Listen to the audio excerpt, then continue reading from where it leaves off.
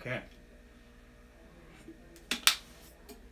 All right. Now, I did not start from the right settings. Just started.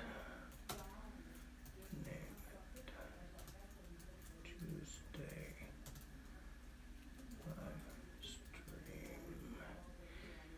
Unfortunately, Wrangler Star is also live streaming right now. So, I don't know if I'm going to get anyone watching. But hey. Wrangler Star just started a live stream. Simon, you there? Oh, I just got a text message from Simon.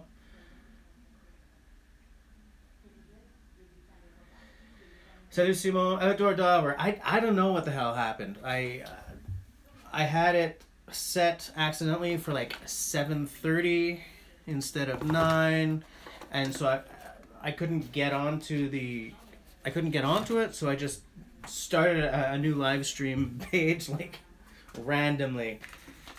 So let's just hope for the best here, okay, guys? So, Jack Daniel, what's up? So, here's a little update on the birch bark handle, which, let's face it, I probably won't get to again tonight, right? You guys have seen this. I shined up the bolsters nice and good. I've got a crap ton of, I'll show you. I've got them all in order. Well, this has gotten a little knocked out, but they're all numbered, okay?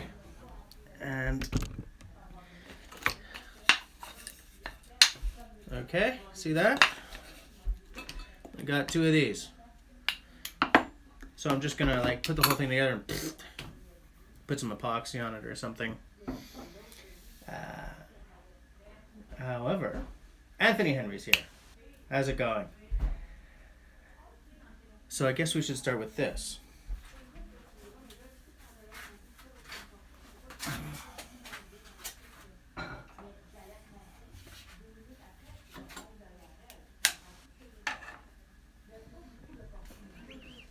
Let's see if I can... Actually, is this a twist off? Nope. I am going to get this on a live stream. Okay, so on the knuckle you guys said, eh?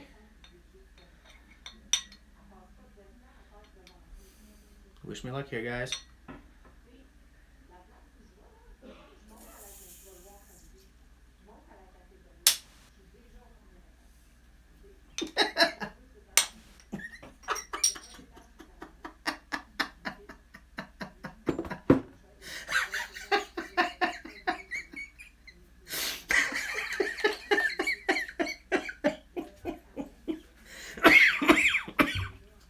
Okay. Is that how it's gonna be?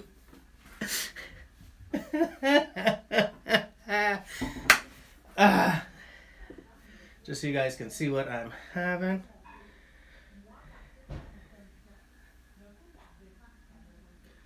Charles Henri. It's a noir, otherwise known as a stout. I think this is from Quebec City. Brasserie Les Deux Frères. Oh, it's from Terrebonne. So it's out Quebec City way, but... Well, let's see.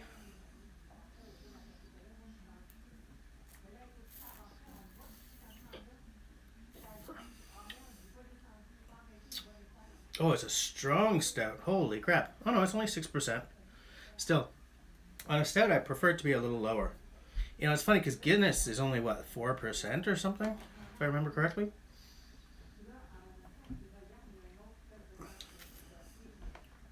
It's pretty good. It's a little sour on the back end. Not my favorite stout, but it's definitely not my least favorite stout either.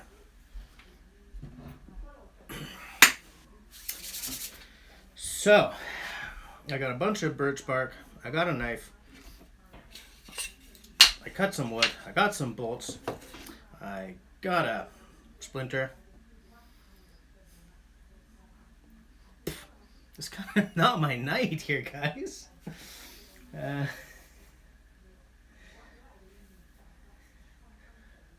You guys. Melissa's not here. Hi to my wife, Melissa. Yeah. If you guys knew her, you'd know how right you are. I love that girl.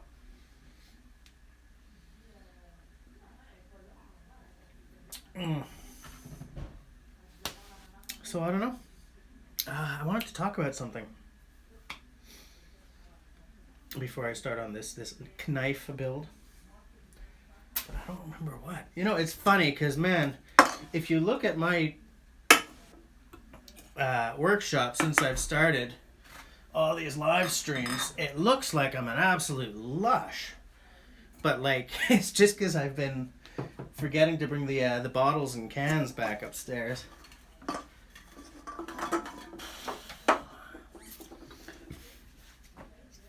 Five-minute epoxy.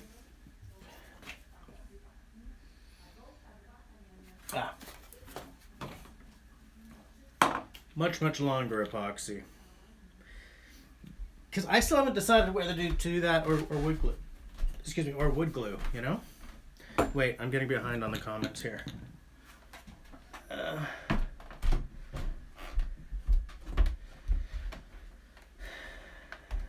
Anthony Henry, was that alright? Yeah, it was. Not all monkeys throw their poo. So I don't know which. I don't know whether I go for wood glue or I use one of these epoxies. I actually got this epoxy for a different project, which I can't wait for you guys to see. It's more of a construction style project, and unfortunately, because I started it before I got the new camera, it's going to be a multi-part series again, and I have to do the whole thing on the iPhone because that's what I started it on, and I don't want the look to change halfway through. But I really wish I'd started it with with this thing because it's a really cool project. And like most things that I do, it's taking forever. You know, when you can only get into the workshop on like Sundays, and like one weekend there's a birthday and another weekend there's a birthday or something, it really slows down your let me see. Where are we? Scott, how do you grow a seedless watermelon? Nobody knows. Who wants a beer? Outdoor, you want one. Simo, yeah, it's still around. Still around freezing.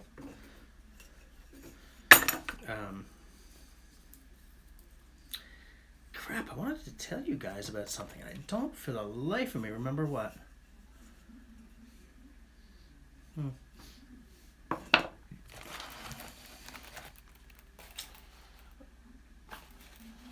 This is that fire kit that I did the video about yesterday. I'm pretty happy with that video. I find that the sound off of the mic on the camera was a little rough, but it's like I'm finally getting my videos to the ballpark of where I want them to be. I gotta really bring up my B-roll game, but you know, it's definitely getting better. Come on, fool. There we go. Did you guys used to play that in high school?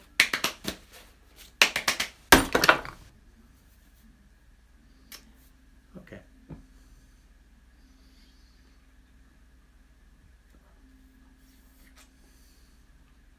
I won't throw any more stuff. I'll just put this over here respectfully. I'm really out of. Okay, I'm not centered at all. Here, let's try that. How's that? That's better. That's better. I don't remember what I wanted to say. Any of you guys want to say something aside from seedless watermelon? You know, it's funny because I don't remember I started cutting like 2 of these the last live stream, and one of them I had started to put a slot in.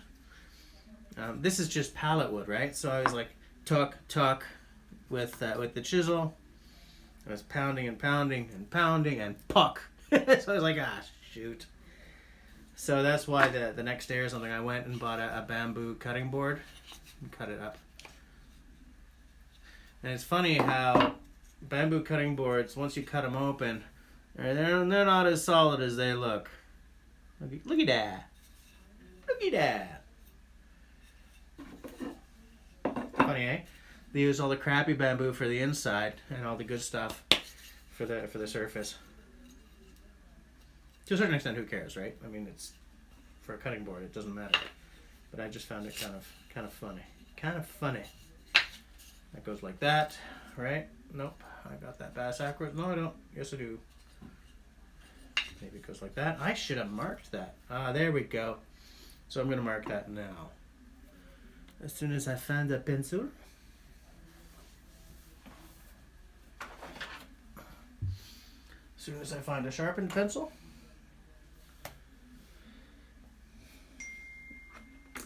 No video. Hold on a second.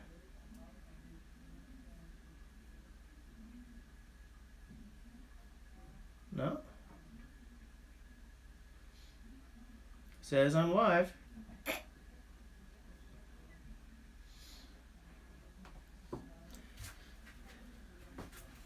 Hold on.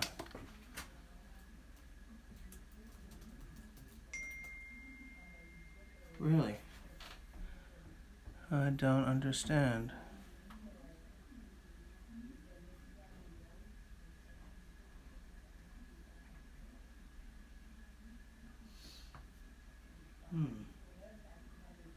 Health is good.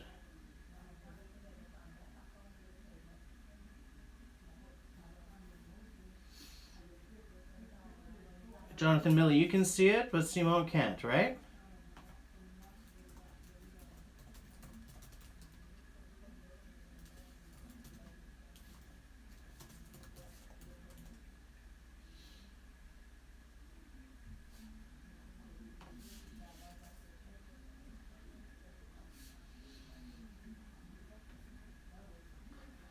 What is going on? If I go to the info and settings, am I going to lose the stream? No. Right? If I go back to the control room?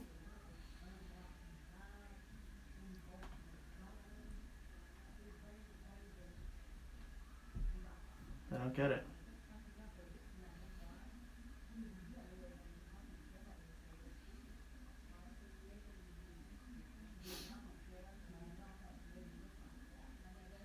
Okay, so Jonathan can see me. I don't know, guys.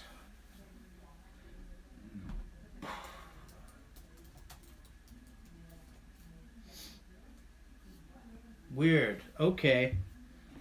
Okay, outdoor got it. I don't know what's going on here. YouTube is a strange beast. I just don't get it, man. Anthony's still seeing me? I don't get it. I don't know what's going on.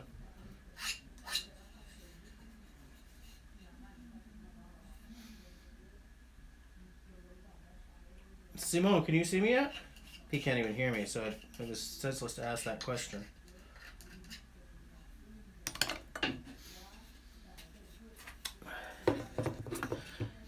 Here's what I want. Scott's in Central PA. Hey, you know who else is in PA? Oh, Simone still. Scott, can you hear me? Type something if you can hear me.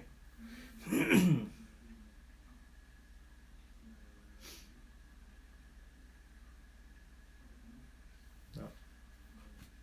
I don't know what to tell you guys. This is so weird.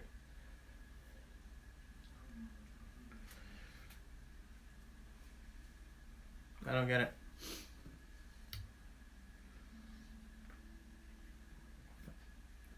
Yep, you sure do.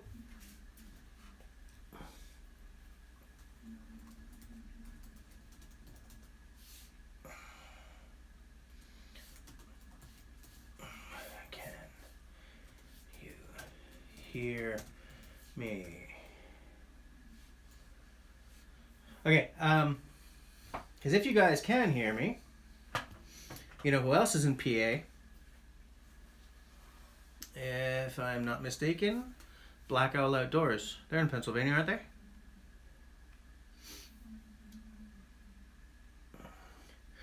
Outdoor, don't say that to Simo. Okay, good. So yeah, I think Black Owl Outdoors is in Pennsylvania, aren't they? That's a channel I really like. In fact, that's a channel that I'm backing on Patreon. But it's like, they used to put up bazillions of videos, and now it's like once every blue moon. I gotta get on those guys to start making more content again, because I really like their channel.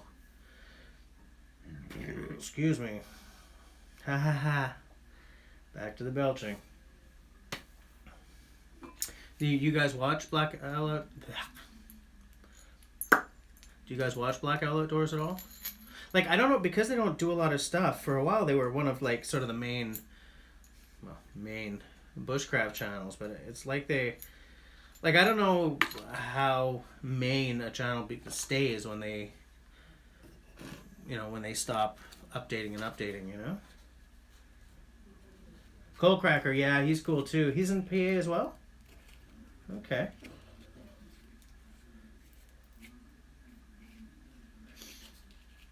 I don't know, man.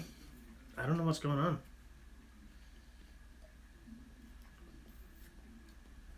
Tonight ain't working out very well. First, I thought I'd set the timer for like 9 p.m. Turned out I'd set it for 19 p.m., which is 7 o'clock. And so I was putting the squirt to bed, and Simone was like, "Hey, dude, where the hell are you?" I'm like, what? And so now it's like, it's hardly working. I had a hard time getting on. I don't know. Someone tell Simone to just close YouTube or his browser and then Outdoor's already doing it. Okay.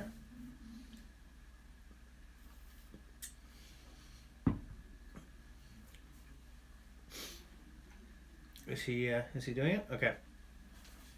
But yeah, I only recently discovered Cold Cracker, but I quite like his stuff. Who else? I've discovered a bunch of new guys lately. But it's, where's Lingleston? Am I pronouncing that right, or is it Linglestown? Lingleston.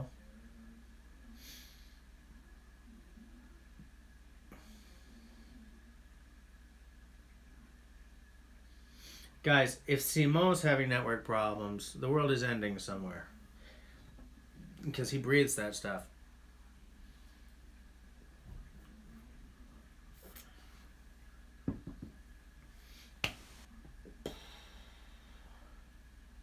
Well, weird.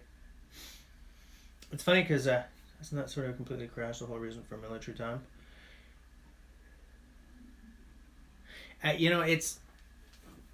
It's military time, but also here in Quebec, it's the way we tell the time. Like 4 o'clock is 16H00.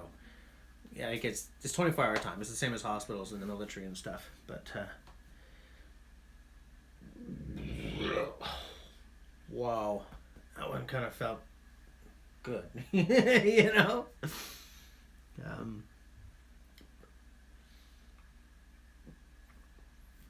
LT, comment ça va? On a des problèmes de network ce soir. I know exactly, Outdoor. It's because I live in English and French. So 9 o'clock is actually 2100 hours, right? But if I'm talking to people in English a lot, like I'll say 9 o'clock, and it's just 9 and 9. So it's a kind of, it's a bilingualism error. It really bugs me. I don't like messing up the live streams because, like, I remember I was late to the last one because I fell asleep putting the squirt to bed. And this time I bugger up the scheduling. It's like, God, get it together, man. Pull yourself together. I don't think I'm going to get to this handle tonight. I'm too busy yapping. Too busy running off at the mouth. Now, there's an interesting question, though. When I'm actually going to get around to doing this, I had put a slot. I put a slot so that I can do this. Okay, but you know what the problem is with that? When I'm squishing everything together, there's nothing stopping it from just pushing. You know, it doesn't do it easily, but when I'm using the screws and bolts and everything, like there's nothing keeping it from just coming right out. So now I'm thinking what I might do, now that I got it stuck, is actually flip it over and, you know, have the arson, whatever this thing is called, the tang, come out the back and just like stab the point into the wood so that it you know, it pushes against, because this bolster is just going to push against the blade, right? So that's what I'm thinking I might do. Right? Put the bolts through. Squeezy, squeezy. What do you guys think? I don't know why I didn't think of that when I was putting that slot. Like, you know, I looked something up online, and I think I got the idea. And then I try and do it, and I'm like, well, actually, no. That doesn't work, you know? 9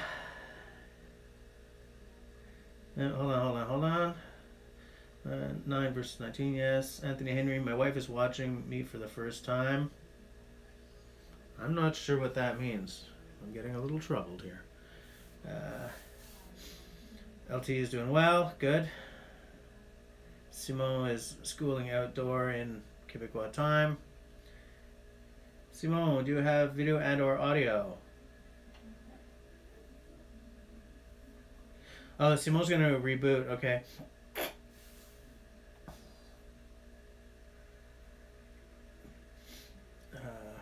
LT, drawing an Asahi draft beer from Tokyo. Yeah, I haven't tried that. I've seen it. I keep seeing it. Like, I know the lettering and everything, but I haven't picked one up. So how is it? Like, I'm never sure, you know. Oh, just to show LT what I'm having. It's backwards, I know. Stupid backwards, man. It drives me crazy.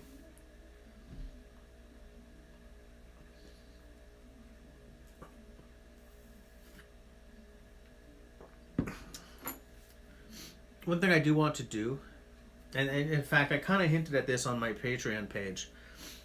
I want to set up an area to do this from. Like an internal area with some lights and like a dedicated camera and a live streaming software so that I'm no longer using my phone. I'm not dealing with all this, oh, the network isn't working, oh, YouTube doesn't like me, blah, blah, blah. And I'm not like moving crap off the work table so that I can do my live stream. I want to set up a small area for the live streaming and like when I do product reviews so that I can maybe do a top-down thing, you know, so while I'm talking about something, I put it on the table and then like the measurements happen. You know, stuff like I do that whenever I do like a big league review, or if I'm showing off an axe and like the measurement appears on screen. Like I want to set up an area inside for that kind of stuff. Excuse me. And part of that is going to be finding the software solution for streaming from something that's not my camera, my phone. Let me see.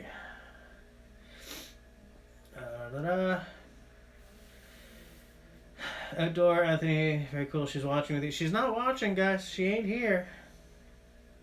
Along with the Juanita, right? But I'll say hi for you, Anthony. So it's lighter than Sapporo. Okay. Okay. I haven't had Sapporo in years.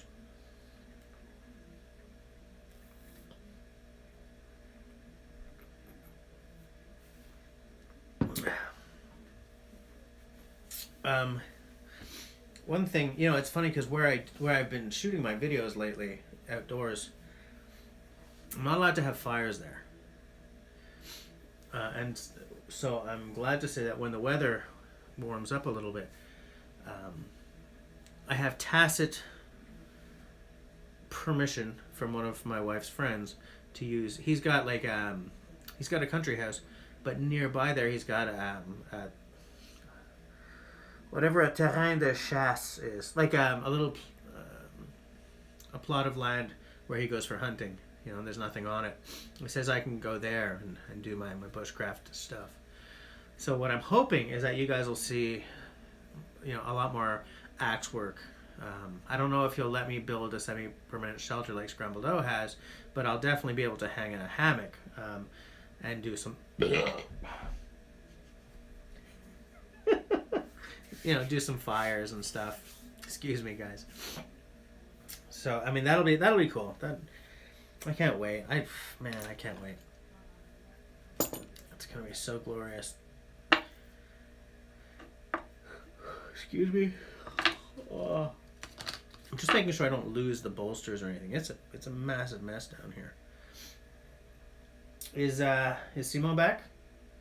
Yeah, Simo's back. No, is Simo back? Hold on.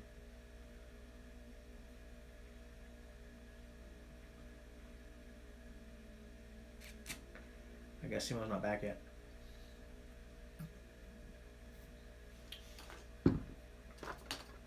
Yeah.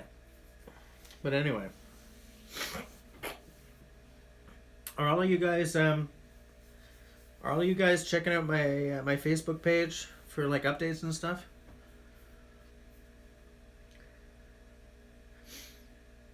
I give it like 30 hours for YouTube to realize that you guys are making comments. It's funny because I can also bring up the comments on the screen, but every time I try to tap it... Oh, there we go. Yeah, so are you guys checking out my my Facebook page for updates and stuff? Because I'm going to be using that a lot more. YouTube has this function now where you can put notes, publish notes that your subs will see, but only if you're like above 10,000 subs or something. So I ain't gonna have access to that anytime soon. So that's why I set up a Facebook page, sort of for the same reason. You know, I can send out notes to you guys. You know, like for instance, maybe next Tuesday is rescheduled or something. One thing that I do have to say is this weekend's video will definitely be rescheduled because, for instance, right after this live stream, I gotta go practice because, as you guys may know, I played an Irish band, and this weekend is St. Patrick's. So that means that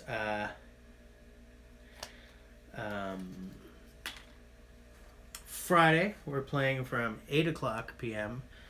till like 2 a.m. That's our usual end time, around 2:30, sometimes 3, depending on the encores. Then Saturday we're playing from 2 p.m. to 2 a.m. And then Sunday we're playing from 2 p.m. to 2 a.m. So there's no time for me to get any shooting in, and there's definitely no time for me to get any editing in. So I'm just gonna have to skip this weekend. And it's too bad. I've got like half of something filmed, but you know, I'm not 25 anymore. I can't handle it. Okay, let me see. Anthony Henry doesn't have Facebook. Wow. Okay. Simo's back with audio and video. Good. Welcome back. Good to have you around. Simo showed me a video of a guy. Sent me a video of a guy that he's got Black Owl Outdoors. Crick and Stony. Black Owl Outdoors are from Pennsylvania. They don't do much right now, but they're not. They haven't ended their channel. They're sort of on hiatus, but every now and again they put something up. I think it's just because they're both really busy right now.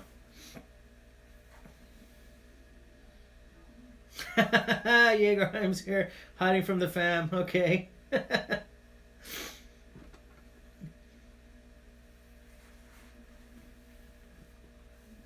But anyways, LT. Oh, okay. It's funny. Scott, did you get that? Black Owl Outdoors.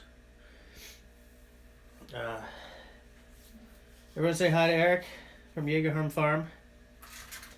Oh yeah, but what I was gonna say is so Simon sent me this YouTube video of a guy who built like an axe wedge press using a bottle jack. And I want one of those. I've never done any welding before. I've never actually stood next to a welding machine before. You know, where I went to school, sorry about all the stammering and everything here. When I went to school, there was no shop class. You know, there was art class, there was choir, there was music, there was theater, no shop class. So, like, I've never used anything like that. I think, sorry, I'm just checking. Stop with the burping. And you definitely need to be able to weld to build that thing that Simo sent me, but it's really cool. I keep thinking of when I was, remember my 3-part axe restore that turned into a 6-part axe restore because I kept blasting the wedges into smithereens. I look at that bottle jack press and I think, man, no problem, right? Except I kind of feel that you'd have to measure your wedge and the slot, whatever it's called, in the top of the handle really exact because, excuse me, because you know when you got outside and you're puck, puck, puck, tack, okay, different sound. I know it's bottomed out. You're not going to get that with the press, right? So like I think you have to have a real exact. Hold on a second. This beer bottle shape here, this one here, the one that's like,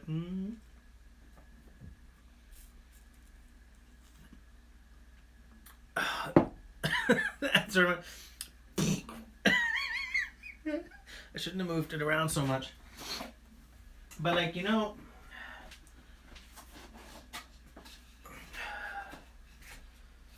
like for instance, see this guy here, right? That's not a very deep. Shit, what's this? Oops, I mean, what's that slot called again?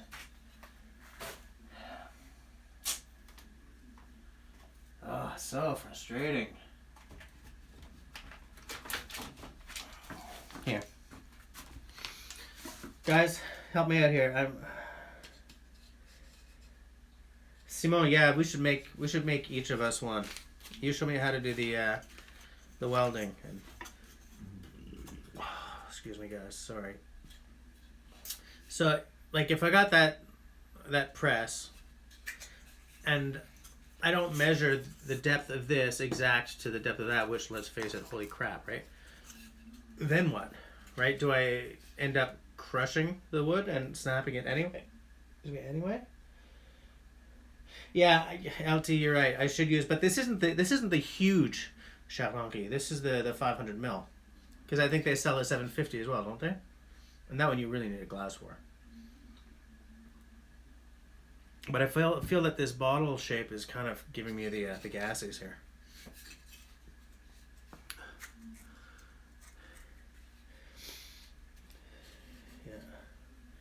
Yeah, I think Simon. I think we should probably build it together. Let's make 2 of them, so that we each have one. But I don't know. Well, first of all, look, if I was hanging the axe on this, I would make that slot that I don't remember the name of deeper. I would try to make it.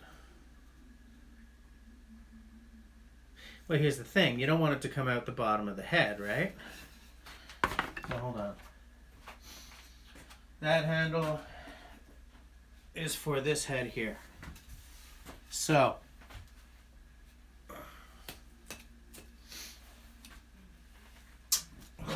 where did I put everything?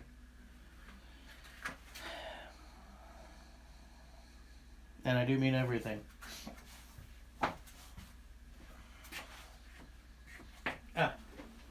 Of course I couldn't find it. I put it where it was supposed to be. In the pouch, the work pouch. Job pouch. Work belt. Wow, I gotta get some sleep. Okay, so this 6 centimeters. What? 6 and a bit. Tuna arf. Okay? So if that's that deep, I need to get it at least. Actually, that brings it right down to there. Okay, so I don't have a whole lot of room to mess with here. So, if the whole thing goes down to 2.5, then make this what? I don't know, like 2.25? Just for safety's sake. Like I don't ever measure it that exactly because I'm using a hammer, so or a mallet. So when I get from hook to tack, I know it's bottomed out, right? So the whole idea of trying to measure this out is very. So this is 2.5 exactly. 6.25 centimeters ish. Okay, so if that's that, so then maybe I got to cut that down to 2.5 as well, just so that everything is all copacetic. But what? But then what that means is that's leaving nothing proud, right? I like to leave a little bit proud. It doesn't matter. I mean, I'll just keep knocking it down until there's a little bit standing proud, but there's a big freaking bolt in the head of this. Check it. I don't know how I'm going to get that out of there.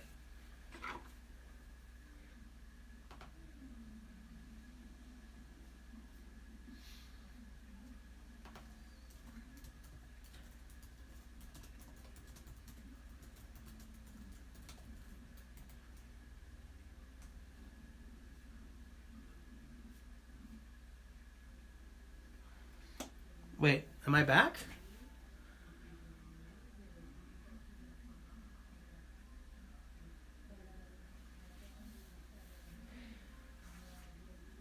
Now, you know what's funny about this? Let me view it on the watch page.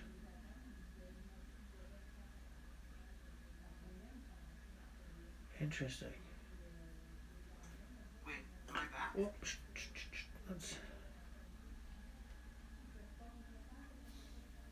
I don't get it. I don't know what's going on. But yeah, so where were we? You want the wedge to be a little shallower than the kerf. So if I do the kerf to 2.5, see, that's the thing. I don't have a whole lot of space to work with, right? Because the bottom of the, I can go to there, which would give me like an extra centimeter. So yeah, I could drop the kerf down to like 2 3/4, I guess, and still, yeah, I think it'll be fine. It's gonna be great. It's gonna be fine. This is not the wedge I'm going to use. Actually, maybe I will. It's contrasty enough, right? This is ash. I've told you guys that. Never mind. I'm boring. Sorry, guys. I'm very much looking forward to getting this into that head. Come on, look at how straight that is. Don't hate it because it's beautiful. This kerf was definitely cut by a bandsaw. It's actually not a bad way to do it now that I'm thinking about it.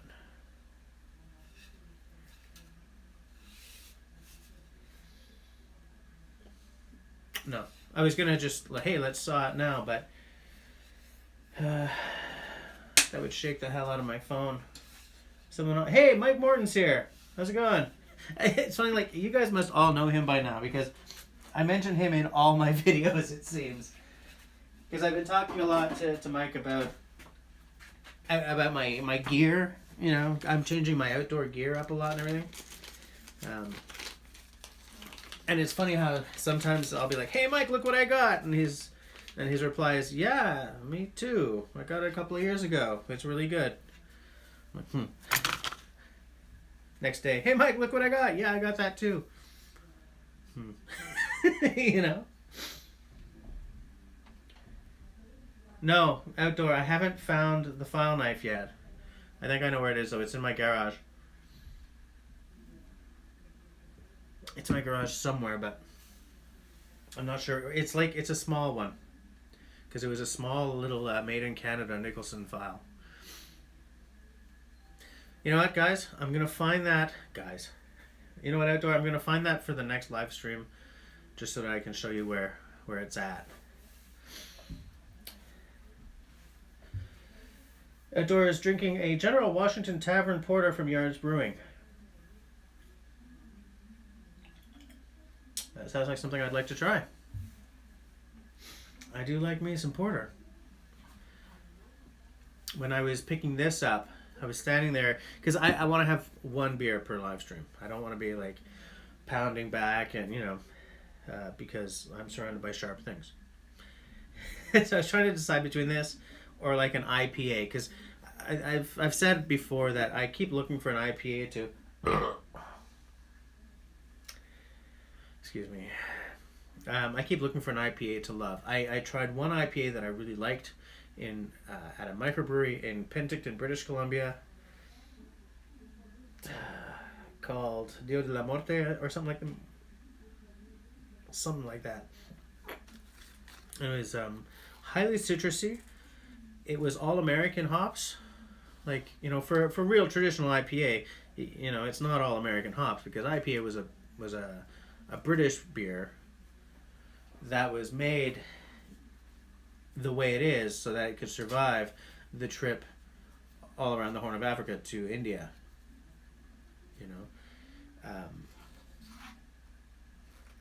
And obviously the hops they used at that point were not American hops.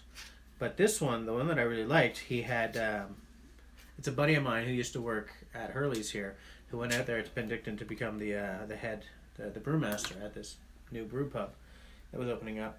And the first thing he did was completely change the entire profile of the IPA that the pub served. Some of the beers he just kept the old recipes, some he just tweaked a little bit, but that one he just threw out the old recipe practically. But the result is that the citrusiness, let's call that a word, the citrusiness wasn't too much, but it was still present. And I like citrus. The bitterness was there, but it wasn't overpowering. It's just like it was a really nicely balanced IPA.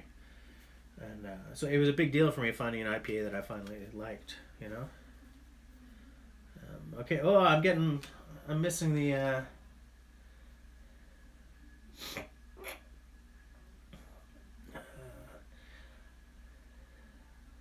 Simon, so Mike Morton and I should be best buddies, right?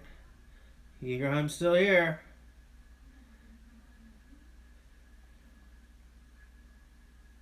Oh, wow, okay. Outdoor, yeah, yours is going to be a lot bigger than mine. Yards Brawler. Again, I'd like to try. Simon, that's right, I've seen your basement. Your basement is full. This is a full basement, but not like that. Eagerheim, I'm not having the Weiss beer tonight. I will look for that one, and I will try it, and I'm going to do the fancy pour that you showed me. Outdoor, Simon was very encouraging that way. Very, very encouraging. But I'm not gonna complain. That guy helped me pour what was it, 6 concrete footings last summer.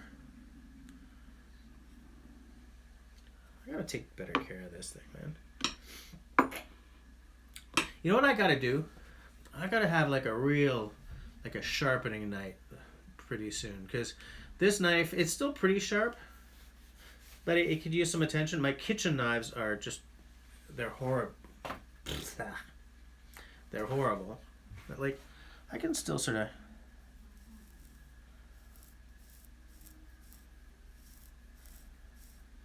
Right? See that? Of course you can't see that, because... See, there's hair. Like, it's shaving. There you go. But when I first got this thing, it'd be like... And there'd be nothing left on my arm. So I gotta sharpen it up a little bit. Gotta do the kitchen knives. I feel like this little buddy here, get it? Because it's the buddy hatchet? Stupid. This could use some attention too. Well, it's actually pretty sharp still. What am I thinking, man? It's not shaving sharp anymore. I mean, it doesn't matter. I don't like my axes to be shaving sharp anyway. I'm just... This is for theater. I don't keep my axes shaving sharp. with the exception of oh, come on. This guy I like to be as sharp as possible because, you know, it's my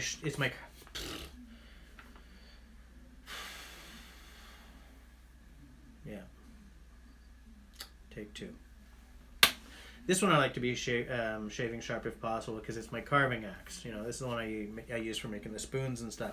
So, like, real control. And because I'm not going to be thwacking on trees, I don't have to worry about, like, the strength of the edge in that case. Like, it's a real context-specific tool. Whereas all these other guys, you know, chopping through logs, maybe splitting some wood, doing kindling, doing this, doing that, doing the other. I don't want an axe to be shaving sharp in that context, because a shaving sharp edge is not as robust an edge as one that's just off of shaving sharp. I want my axe as sharp as crap, but not shaving sharp, because I don't want them coming to that paper thin edge, because I don't want them rolling at the first sign of trouble, you know. Whoop, hold on. Let me go back. 6 concrete footings and we're not done yet. I know. How thick is that one, Mike? You talking about this?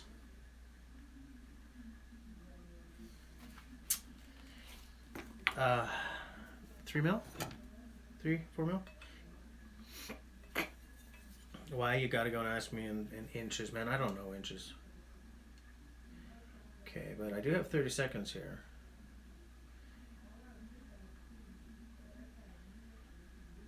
One, 2, 3, 4, 5 30 seconds.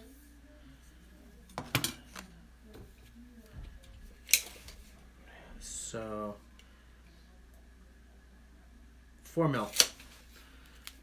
Yeah, that didn't sound like 3 mil, and I don't know why I would have even thought, like why I would have twigged to that. But yeah, so it's a 4 millimeter blade. Oh, outdoor dauber. It is my Australian-made Woodlore clone, made by Campbell Bushcraft Knives. Campbell Bushcraft Knives of Australia. It's a really nice knife. It's the first one of these to come to Canada. As far as I know, it might still be the only one, because I don't know if he's still making knives. The one place where this really departs from the Woodlore style is the really, like, boxy handle. There we go. See? Tack. Just kidding. It's not like the round hourglass at all. It's hourglassy, but it's very square. And when I got it, I wasn't spectacularly happy about that, but you know what? I do like a boxier handle profile. For the reason that Morris Kahansky says, you know, you want a boxy handle because it doesn't roll at all in your hand. You know, you pick it up. Fudge. Sorry, guys. Say I'm doing something and I pick up this knife. I know that I just picked it up straight, because the handle shape is perfect for that, right? Like, I'm doing something and I just pick it up, and I don't have to look. Whereas I find that sometimes when the handle is a lot rounder,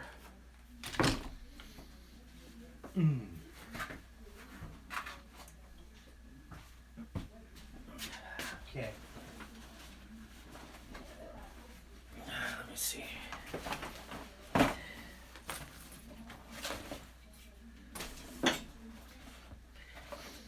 Yeah, this little Jeb White or whatever the hell it's called, it's got a pretty round handle. So, like, if I'm not looking and I pick it up, it's not automatically in my hand exactly the right way. Like, it rolls a bit more because it's a very round handle, you know.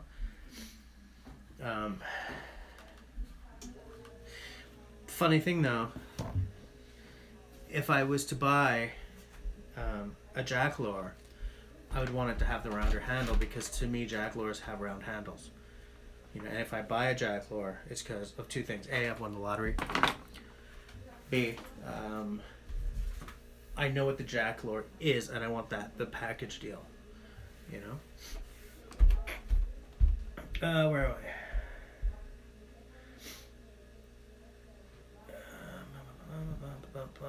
I?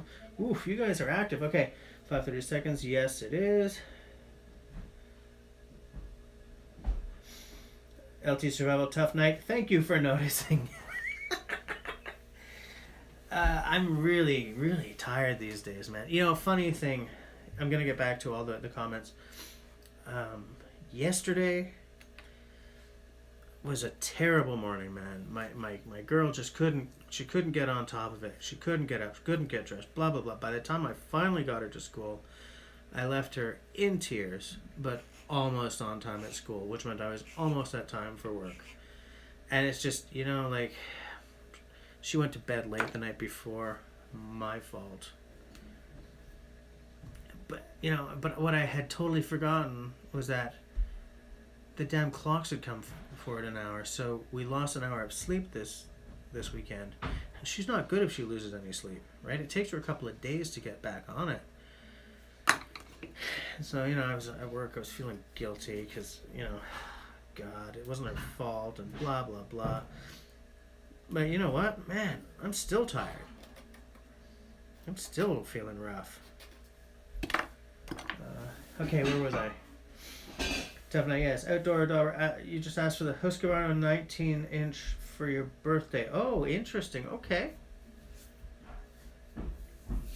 I think that sounds really nice.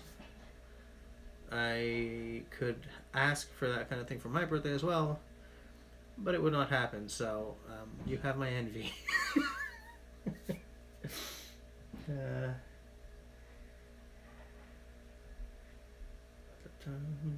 3 mil is about 1/8 of an inch. Okay. Yeah, outdoor. I've actually done two videos, 3 videos on this knife. I did the initial impressions on it, whatever, 3 years ago now when I first got it.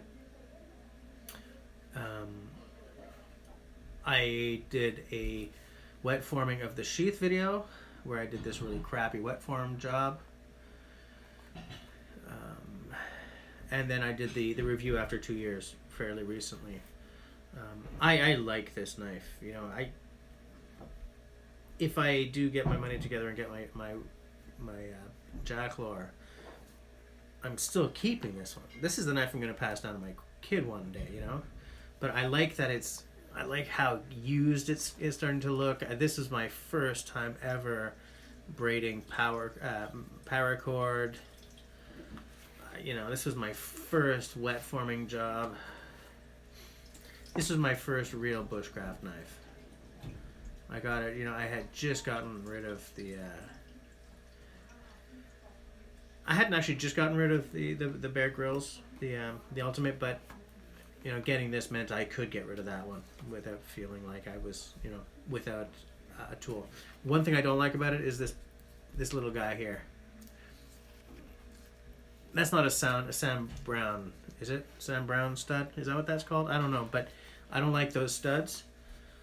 I don't know if just a snap would have been better. Maybe, because I know the idea is to make this removable because some people like to just put it right on their belt, and I like a dangler, so I didn't need that. I don't need that removable because to me, dangler, you know, if it's not a dangler, it's a non-starter. But aside from that, I like this knife. Desert Ironwood. Another thing I would change is the liners are black. On a handle material like this, I would have gone for a yellow or a bright orange, high contrast liners. But you know, what did I know at the time? Right? Nothing. I still know nothing in so many contexts, you know. Okay, I'm losing track again here. Let me go back up. Any of you ever try the Real Steel Bushcraft 2? I have one. It's an excellent budget knife. No, I've never even heard of that. The Real Steel Bushcraft 2. I shall take note of that.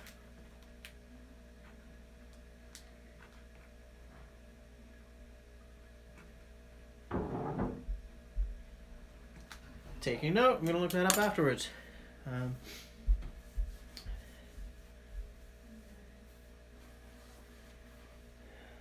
There's only two kind of people about Husqvarna axes: the ones that loves them and the ones that hates them. Nothing in between. Yeah, I've heard that too, Simo. But I kind of. It's a really different profile than the Gränsfors that people seem to automatically think of as the pinnacle of axe design. But you guys remember the stop with the burping. You guys remember the video where I was happily blabbing about having won that Wetterlings? What I said in that video I still very much believe. Some people prefer the more wedge-like design of the old Wetterlings axes, and I think people like that would probably like the Husqvarnas, whereas guys who like that sort of, you know, the Gränsfors swoop there, they would have a harder time loving the Husqvarna. But I find that if the steel is good, stop it. If the steel is good, I can like an axe. You know, if the handles, if the helve is too thick, I can scrape it down. But if the steel is too crappy, if it's like a Fiskars or a Gerber, you know, that mystery steel, it's like using a butter knife. I can't do it, you know. LT, yeah, you got a lot of folders. I still don't have a folder. Like, I had an old Swiss Army knife, which is gone now, but I still don't have a folder. There are a couple that I would like, but yeah, I haven't pulled the trigger on one yet. I've lost my multi-tool again, so like if I'm gonna buy another knife, it's gonna be something to replace that. So maybe I'll go for like one of those Victorinox. Maybe I'm done with the Leatherman style for a while. Maybe it's time to try something new. Excuse me. Outdoor Dauber, you run a Husqvarna BE. So, is that a that's a chainsaw, isn't it? I still don't have a chainsaw. I must change that this year. Hike with Mike. Hey folks, how's it going? Hike with Mike. What are you up to tonight, aside from kicking back with us? Oh no, low battery. Hold on, that I can fix.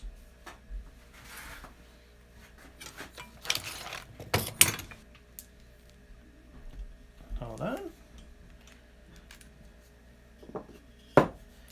Same as always. Put a block. Fix it up. Okay. Boom. How's that? Are we powered up? I think. We should be okay. If we're not, then I will suddenly disappear at some point. Okay, where was I?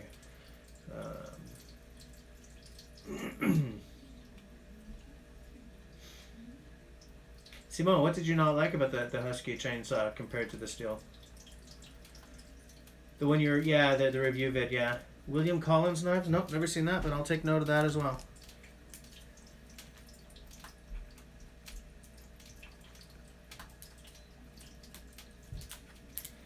Definitely take note of that. Okay, real steel or Chinese? Okay. Oh, imported by Boker. Okay. D2, yeah, okay. That's not a bad steel, that. How's the heat treat on those? Are they, it's funny, why am I asking that? Like, I keep saying, guys, made in China is not automatically poor, and here I am. The first thing is like, how's the heat treat on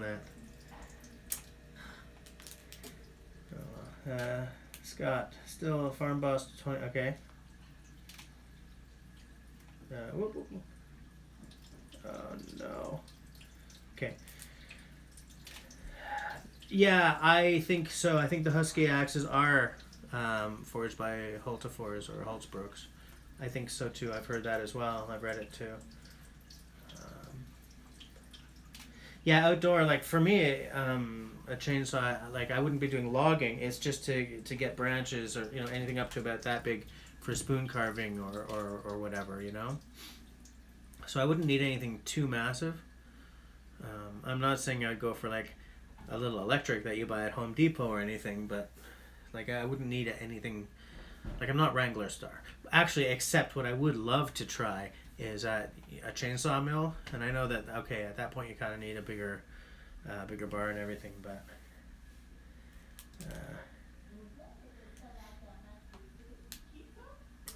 LT latest or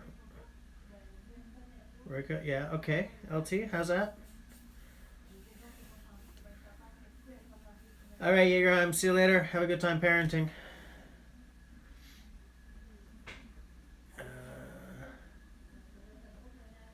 I know. I lost it again. It's funny. I don't know why I keep losing it. But you know, the thing about that Leatherman is the small screwdriver on it. Like I was working with it and I just chewed the like the words. The words are no good tonight. Ouch. Crap. And my flathead screwdriver is upstairs because, you know, I was doing some work. But pretend this is a screwdriver. Like, you see here and here, like, the edge is totally chipped off. So it's like the end of the flathead, it sort of like that. So I'm kind of not totally broken up about maybe replacing it with a different multi-tool. Thinking I might go for a Victorinox, that one that you have that I love so much. I can never remember the model name of, but maybe I'd go for something like that.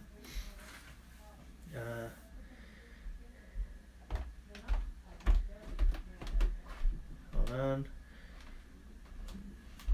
I was so close to taking over Jesse's channel. That yeah, LT, time to put a lanyard on it, like I did on this one, eh? That's pretty funny and kind of true. It's hard to put a lanyard on the Leatherman though, because it's not one of those with that little loop that comes out.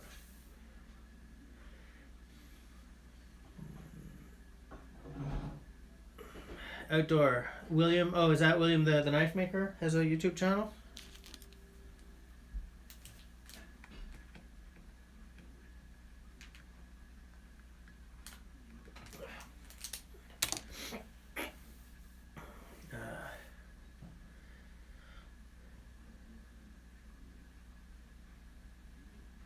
Oh, your buddy has a chainsaw mill. Okay, so question then.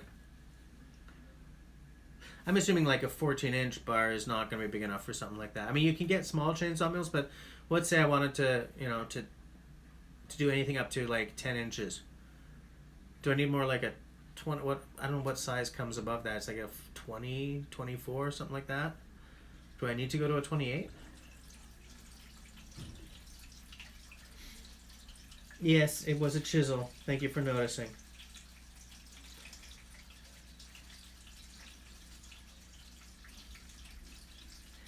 You know, it's funny, you guys, because when I bought this house, I'd seen a couple of chisels that had been used for, you know, opening paint cans or a screwdriver in a hitch, and kind of hurts the heart, you know.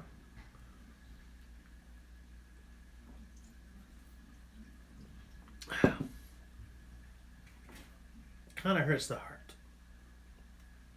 I don't like it when my heart is hurt. Oh, I've got so much crap around here. It's taking me an epic long time to handle this knife. He runs a 36-48 bar.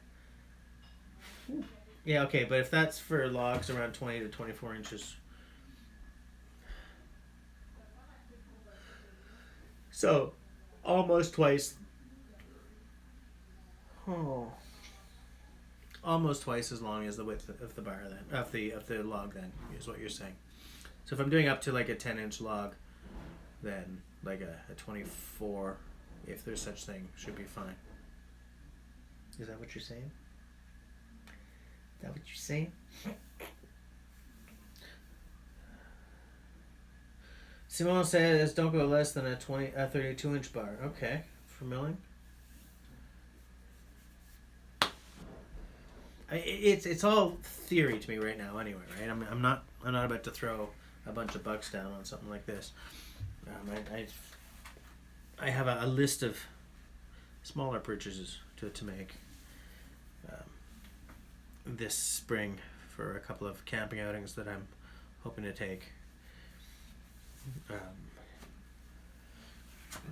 Oh, excuse me. Here's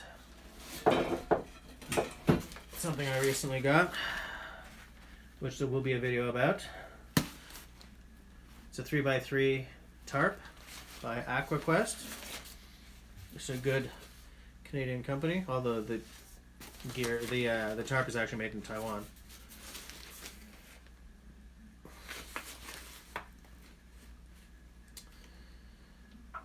Ten by 10. I'm like 3x3, but of course you guys, most of you are American, so 10 by 10. I'm jazzed with this. You know, this is my first tarp. It's the olive color, which doesn't look olive in the light here because the lighting in here is terrible. But it's funny because it's got like a real. It smells like there are a couple of stores on Saint Denis Street here in Montreal that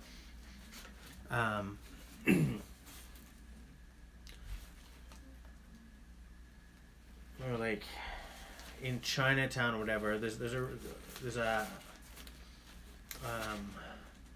incense. Oh, excuse me.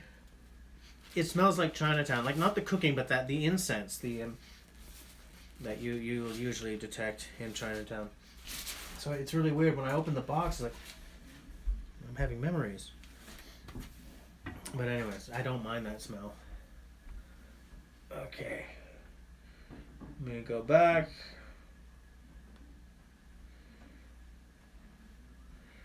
A Victorinox super tool would be awesome. Yeah, that's a different tool, eh?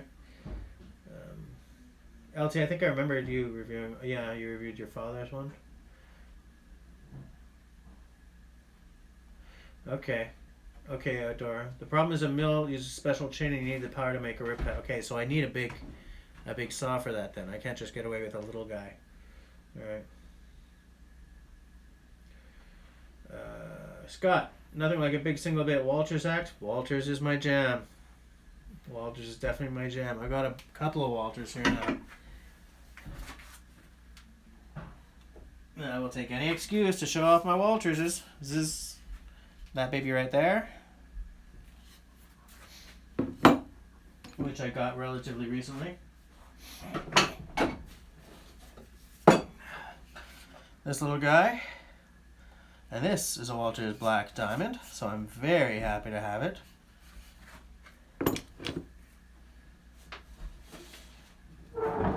This is a restore I did myself. This one's not a Black Diamond, but it is a Walters. This one came with the house. I salvaged the original handle. Oh, I can't get over this handle. So nice. And I've got a Walters head or two around here as well. I've got a. Oh. Yes. Where is it?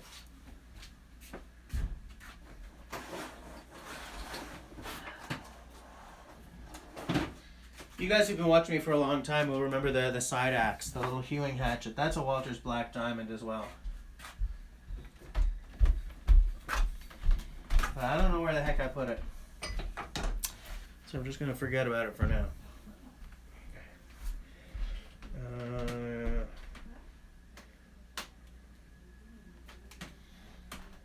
Okay, hold on.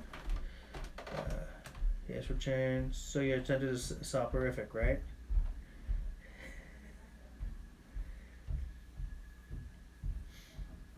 Okay, so that Simo and Outdoor Dauber, that's good for me to know, for if I do decide to make to go for the chainsaw mill. It's got really good steel. Yeah, Outdoor. You've never heard of Walters? Okay, Walters was based in the Gatineau, at that point called Hull, Quebec, right across the river from Ottawa. And at one point, Walters was the largest axe manufacturer in the British Empire. It was a huge company. You could get them anywhere. They made a special line for Australia. They sold them everywhere. But I think in huge numbers. Oh, so tired. Like in huge numbers, they were like, I think their biggest market was probably Canada. You know, as tends to happen. Oh, you got a 40s vintage Craftsman. Nice. Yeah, that's cool.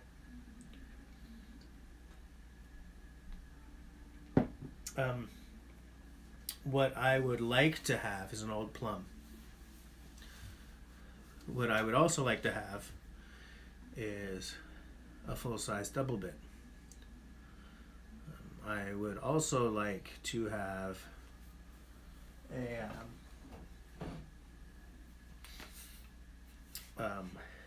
an Orland that's in better condition than this one. I find that one that Wrangler Star rehandled, man, that one gave me the fizz. But I showed this in my last live stream, that the profile has sort of been ground off on this one. This one's seen a lot of action, I think. Like there's none of the paint or whatever on the head anymore. But like, see, like this side is still pretty nice, but I don't know why I just puck. I didn't cut myself though, but like it's really lost the shape on this side. You know, if I would love one that has the old shape on it on both sides. But the thing is, like, I lucked into this. There's no way I could afford an Orland axe under normal circumstances. But one day I'd like one this size, but that still has, you know, the head shape, the original head shape. Hell, I'd just take a head and rehandle it myself. I'm not afraid to rehandle an axe. You guys know I've done a bunch of them. And I gotta do one again soon. I really, that side axe that I showed, well, it was last year, and I haven't touched since, is because I still kind of want to get a dog leg handle for it, or like a slanted one. Just sort of, I think that would be cool. I do believe at this point that the original handle on those was more of a, was more of like a hammer shape though, you know. I've seen enough images of vintage side axes of that shape that I'm pretty sure that's what it was. But I keep changing my mind. I keep going back and forth. Like, find an image of this axe from a catalog back in the day and put that handle on no matter what it is. Or, you know, partly because I want a big freaking hewing axe, right? You know, dog leg handle or a slanted handle and everything. And I kind of see it as like living the dream in a very small way. Let's see, where are you guys?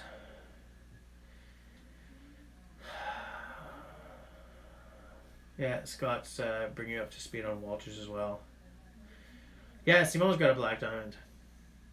You remember, Simone, when I was over, when we were doing... I was at Simone's place when we were doing the EDC video, which, if you guys haven't seen, check it out. It was a fun one. It's long, though. It's like 45 minutes. And Simone and I will be doing an EDC part 2 at some point. Is LT still around? If LT's still around, are you in Montreal or are you back up near Quebec City now? Drop a note and let me know. Wow, Scott's got 6 Walters. Yeah, it doesn't surprise me that you found a Walters hatchet in Maine. That doesn't surprise me at all. Does it match this one?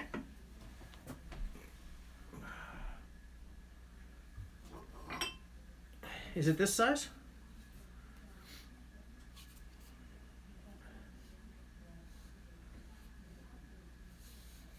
This is the original handle too. Like if you were here and you could see it, there's still some of the original paint here. I'm not sure if this is original or if that was just done later, but like there's still original, which is funny because it's the same paint as in the one that I did, and I left a touch of the original paint in as well. I love that size. This is not sharpened. I will be sharpening it at some point, but you know, so much to do. So much to do, guys. You guys. Yeah, LT. So you're still in Montreal. So Simone and LT, let's plan to get together and have a drink soon. I mean, my wife is back from working far away now, and I was thinking about this a couple of days ago that we planned to sort of get together, and it never happened. So when we're offline here, let's drop each other a line, and sometime after the St. Patrick's Week slaughter. Outdoor. You know the problem is with yes. Outdoor. Comma. Do you know what the problem is with Beavertooth? Wait, Beavertooth Handle Company? Yeah. I think I had the same problem with Beavertooth as with House Handle. That's that shipping a handle up here is more than the handle costs. So I was like, that ash handle that I showed, that's a guy in New Brunswick. And judging by that handle, he does fabulous work. And he's a one-shop guy. He's a one-person shop. He's got, for hickory handles, he has like a handle copying lathe. And for the ones that he does by hand, he does them in ash. And for that handle, what I did was I sent him the measurements of the existing handle on that. What is that anyway? Ow. Is this? I don't know what this is, but it's, you know, I haven't taken the wire brush to it yet. I'm expecting that I will see a maker's mark of some sort once I get under all this rust. And like there's just a hint of paint on the head. But I can't wait to get started on this. Even if there's no maker's mark on it. Look at that.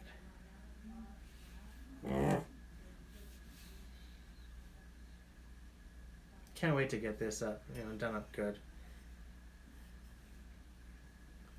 It's kind of got the Walters shape to it, but I don't think this is, because their scroll mark tends to be deep enough that even with a little bit of rust on it, you can see it. So I don't know what this is. There's just a touch of a red paint right there. This handle has to go though. Look at that. That's why I got a new handle. This is all, it's wrecked. It's destroyed. But yeah. Let me see. Yeah, a couple of us have a lot, because I've got a bunch of axes, LT. And it's funny because I don't like being a collector. I don't collect knives, right? I have a few knives, right? I got my Aussie Woodlore. I got my little Jeff White. Got my little, mini Nesmuk. Somewhere I've got my my workshop pry bar. Somewhere. My workshop pry bar, right? LMF2. Ugly as crap, but man, robust. Highly robust. Which, it embarrasses me to say that about a Gerber, but it is. It's a ugly knife, but it's funny. I'm like, robust, but something's coming loose here. And I haven't used it that hard, so I don't know what's going on with that, but there's a real looseness right there. So, if I'm ever in a helicopter crash and have to chop my way out, maybe I wouldn't want an LMF2. For what this freaking thing cost, I'm disappointed to see a little looseness happening there. I don't know. Maybe I'll write Gerber an angry letter about it. Hey guys, what's with this knife?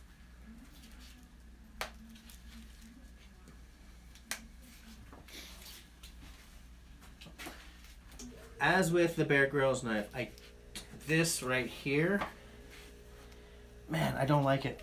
If it's on my belt, it digs into. It's on my belt. It digs into me right there because, you know, I'm a fat piece of crap. You know? But what I do like is I can just put it on my on my X2, my backpack, my Tabernacle, my Eberlistock backpack. It's got like a hint of Molly on it, so I just slap it on there.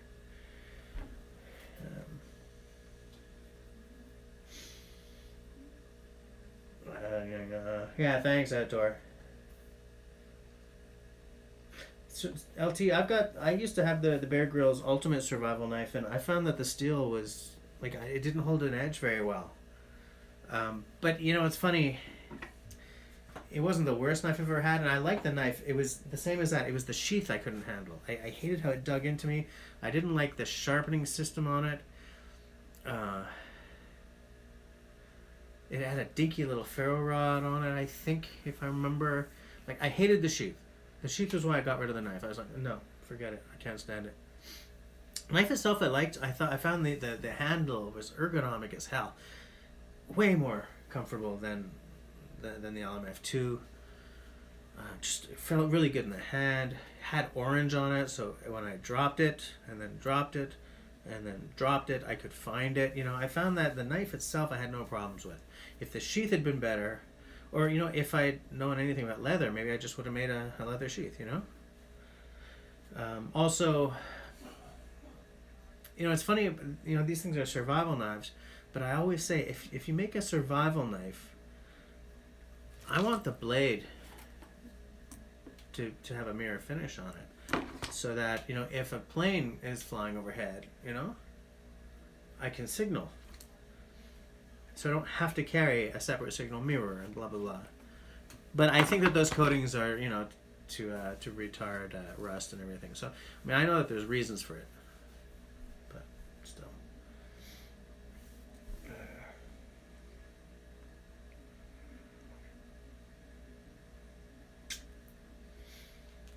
Hold on. Boom, boom, boom, boom, boom, boom.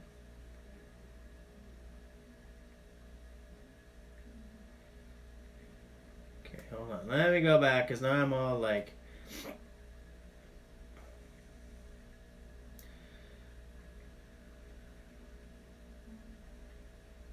Scott, yes, okay.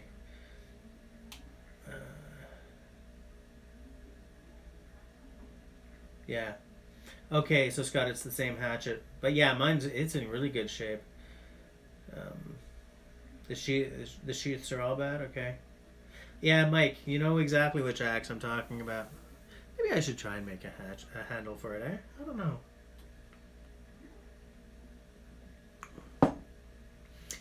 One of my projects, my upcoming projects, is to make a shaving horse. When I have a shaving horse, the first thing I'm going to do on that shaving horse is make a handle of some sort, an axe handle of some sort. I've got a bunch of heads around here to make handles for. Because, you know, I watch, you know, Liam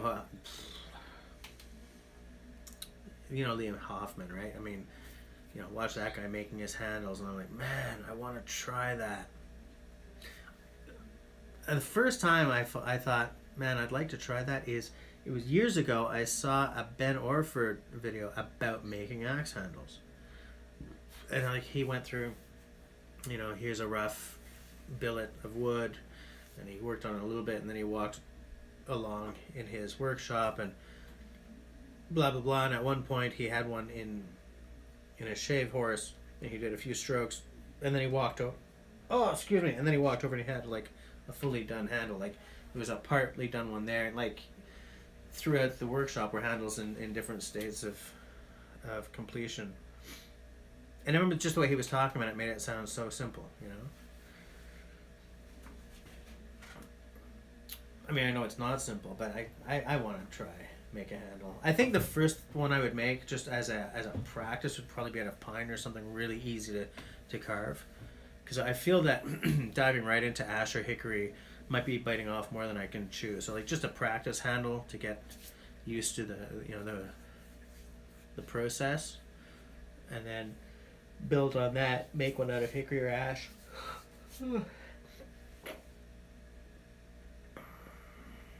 Scott, yours okay? Yours still has the embossed Walters logo. Mine does not.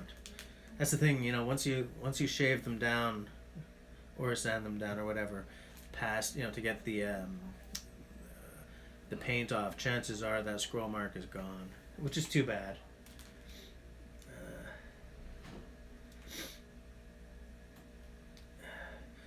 Jack Daniel has that Gerber knife, the LMF2 or the Bear Grylls, because he's saying that the blade is wobbly, which is like, oh great, okay, so it's a known issue.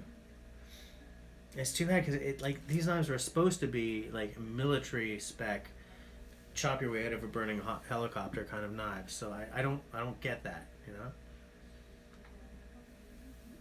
But I don't like Gerber. I don't find that they're a high quality knife company. So maybe I had thought that because this one is like made in America, blah blah blah. That because I know that their Chinese made knives are not good. But I had thought that this one, because it's for the Marines or whatever, would be sort of kicking it up a notch. I don't know. Outdoor Dauber likes his Moras. I would like your Moras too, probably. I like my Moras, especially for the price, man. I tried to get the... What's that full tang Mora called? The Garberg? I tried to get one for review, but I'm not a big enough channel. And they were polite but direct about that. That's when I got the Companion MG, which I did a review of and then did a giveaway. Excuse me, they sent me that. Still a pretty nice knife, to be honest with you. I think I would like a Mora number 1. That's what it's called, right? The one with the really simple wooden handle. I would like one of those just for the history of its sake. I won a giveaway 4 years ago. Oh, excuse me. And that was part of the prize pack, but the guy never mailed it out. So I wasn't going to complain about it. I mean, I won a contest. I didn't buy it, so I'm not going to be like, bitch, where's my stuff? But it would have been nice, because I kind of... Part of me really wants a Mora number 1. LT gave his kid a Bear Grylls folder. Okay. I love the styling of the Bear Grylls stuff. I think it looks fabulous. I think it's like... I think they really thought out certain aspects of the like the handles and stuff really well, And I'm not the type of guy who's going to be ashamed because it's got a BG on it. First of all, most people don't know who the hell Bear Grylls is, right? I mean, like, we live in echo chambers, right? I say Bear Grylls to you guys, and you're all like, oh, really? But out there, a lot of people don't even know who he is, Maybe less people since he did that survival show with Barack Obama, but I mean, you know what I'm saying. I mean, he's not really a household name. He's a second tier household name. It is too bad that more people know him than Ray Mears. But anyway, what I'm saying is, like, the fact that it's a Bear Grylls knife didn't bug me, because I worked for a long time in marketing, so I know how it works. So it had no effect on me. But I don't remember where I was going with this, but anyway, whatever. We're just going to move on. Who else carries a folder as an EDC, and what do you carry? What do you got? A buck canoe, slip joint, and an Ontario knife. Oh, and a rat too. I don't yet have a folding knife. I would like to get one. But as I said, for my EDC, I'll probably just get the Victorinox, right? I still have a real thing. I want a Heli, Heli knives. What I really want is a Heli Tamagami in carbon steel. I dream of that knife because that gets me where I live. Stylistically, the sheath, it's a little too Scandinavian for me, but I don't care. I love the blade shape. I love it looks like the handle shape would be amazing for me. I like that wood. I like the current version better than the previous with the weird jimping, but anyways, man. And it's one of those things that just keeps getting more and more expensive. Like when I first noticed, when it first came out, I was like, wow, oh, too expensive, but maybe in a couple of years when I'm in a better position. And it's like, the better my position becomes, the higher it gets in price. Like when I first noticed it, it was like 170 Canadian dollars. And now it's more, if I remember correctly.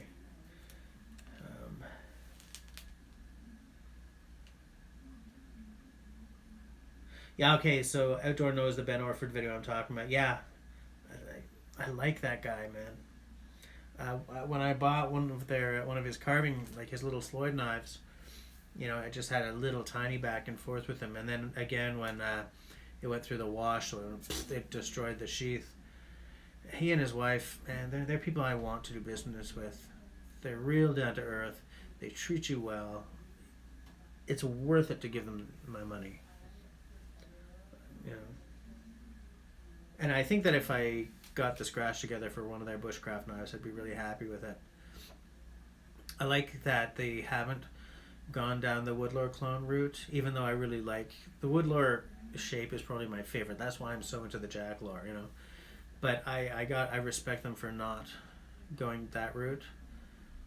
The handles, I've never held one, so it's all going on visuals. First of all, his taste in U is fabulous. His U handles are just, it's because he always gets that two-tone thing going. But like they look real comfortable.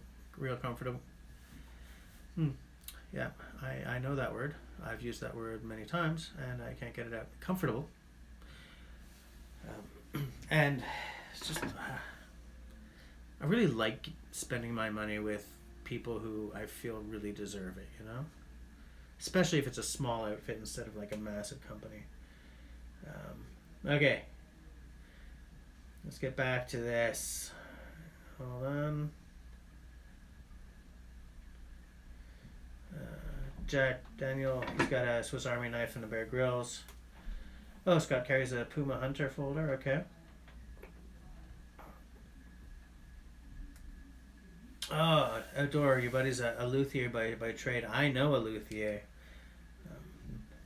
Yeah, okay, and he's made some handles. Interesting. Actually, that's a good guy to know, because if ever you need a handle.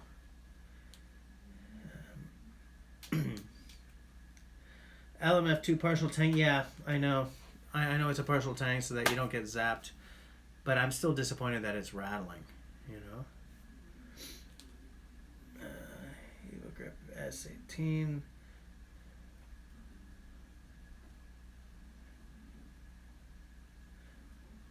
Mike Morton has a two. Oh yeah, you like the smaller. Actually, I think even. How big is your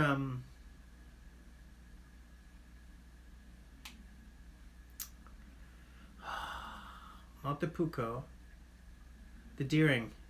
How big is how long is the blade on that Deering? Because we've had this conversation. Because I like a 4-inch blade, and like I think I was talking about choppers and everything. And you even back then you said that you like your knives to be a little small, a little on the small side. But yeah, a number 2. I think I would find that cool too. Outdoor's got the Companion HD, the 511, and the Robust. Yeah, I've bought them as gifts for people as well. What do I have over here? It's funny, I'm like, I don't want to be a knife collector. If I don't use it, it goes out the door. I haven't used that yet. Oh, that's a lie.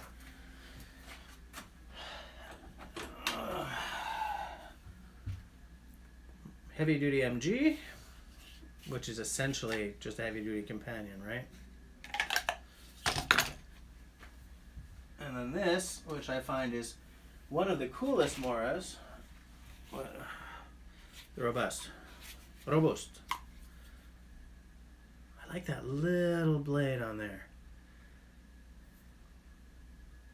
I find it weird that on this model, the spine is not ground though.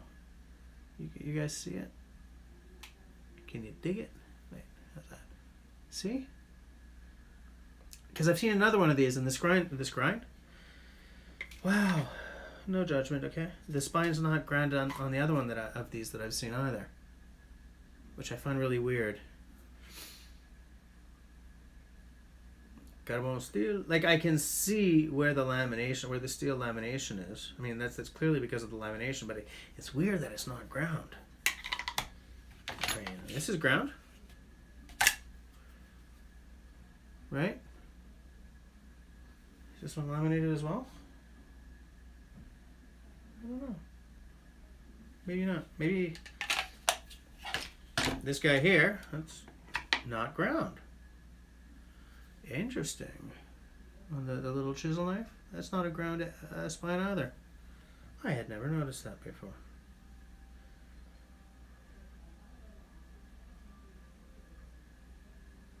Interesting. I mean, that's not a make or break thing for me. I don't dislike the knife because the spine's not ground. I just found it weird when I discovered it. It does not reduce my enjoyment of the knife at all. It reduces my ability to make sparks. But you know, this isn't a perfect 90 degree on here either, right? This is the carbon steel, but like, let's not tell my daughter I'm diving into her fire making kit, okay?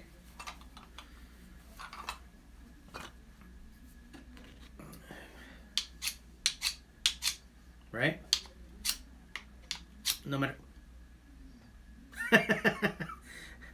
It was the first time I've ever gotten a spark off of this spine. You know, so like the Moras are not something that I tend to use for making. Actually, interesting though, I remember that Black Owl Outdoors where he jabbed one of these into a tree and took a bastard file to the back of it and 90 degreed it, and then you can get some sparks out of it.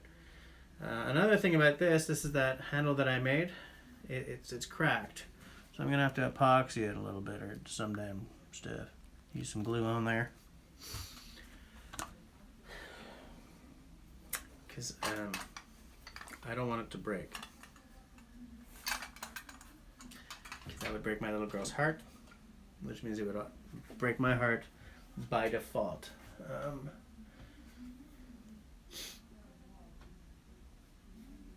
Yeah, LT, that's the thing, right? I mean, you give your kid a knife. They don't have any of the judgment and crap in their heads the way we do. It's like, wow. You know, if it feels good and it makes the kid excited about working with a tool, who cares, right? If it's affordable and the kid likes it, boom, win.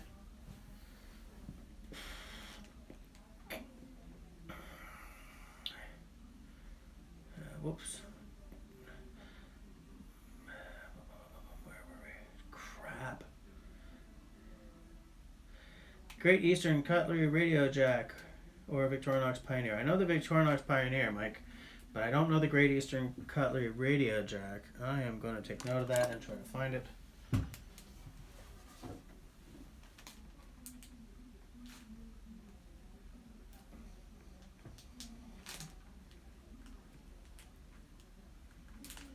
What? Nobody EDCs a Canadian belt knife? What's wrong with you people? Scott, yeah, I keep hearing that the Rat 2 is a nice folder. Stoney has a Rat 2, I think. Stoney from Black Owl. Because I remember they did a video where he had lost it and they had to go and find it. Simone, yeah, I like that Ranger grip. But that's not the one of the two, right? Because you've got two Victorinoxes that I really liked, but one of them I liked a bit better, and it wasn't that one, right? Like, I can never remember if that was the one that I did or the one that I didn't like as much. I can never remember. Leatherman Surge, yeah, I've seen that.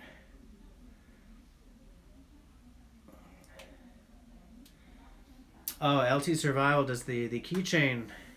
the keychain knife. Okay, I didn't know that. Yeah, the Deering's 3.3. Yeah, we've had this conversation, right, Mike? Yeah. Because I remember being like, wow, what 3.3? Or I don't think you'd said exactly, but you said like just over 3 inches. I was like, what? How can you baton with that? Wait for the feed to go crazy. What, did he say baton? Yeah, 3.3, so just over, right? That's like,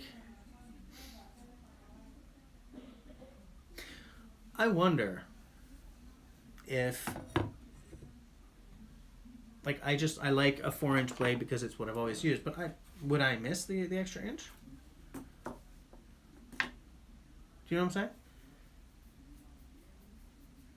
Like, I don't know, you know, I don't really baton a whole lot. I've done it in a pinch on this, but like I don't know if I would miss the extra inch. Because like this is a 4-incher, right? It's a 4-incher.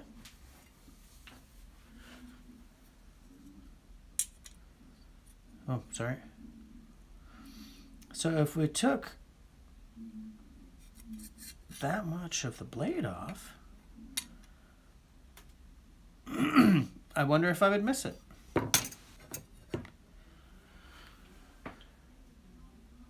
Because I mean, if I'm remembering it correctly, I mean it's still pretty. It's got the meat, right? I mean, because it just by definition of how wide your handle is or how deep your handle is, right? Because mine is still it's 1 inch, and I'm pretty sure yours is too, probably, at the bolster or whatever, at the choil, right? Because it's not really a choil. It's not a choil. Shut up, Jesse. But like, I wonder if I would notice it. I mean,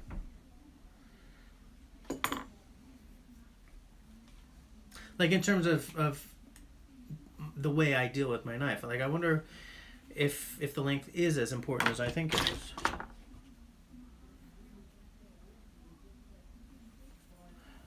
I mean, okay, this is for my daughter, so of course it's going to be smaller. But this is like a 2.5. Yeah, it's 2.5 inches, right? That's a 2.5 inch blade. I feel that for carving, a 2.5 inch blade might be a little short, like for someone of my adult stature.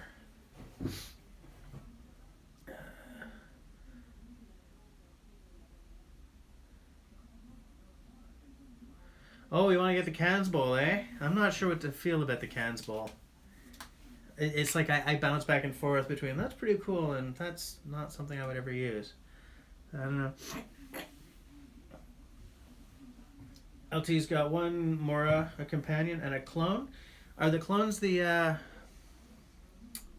what's the other company that makes knives that are exactly the same as the Moras? It's one of the other big Scandinavians. It's not Halter Force, is it? I don't remember, but I've seen like knives that are exactly the same, but it's another big Swedish name.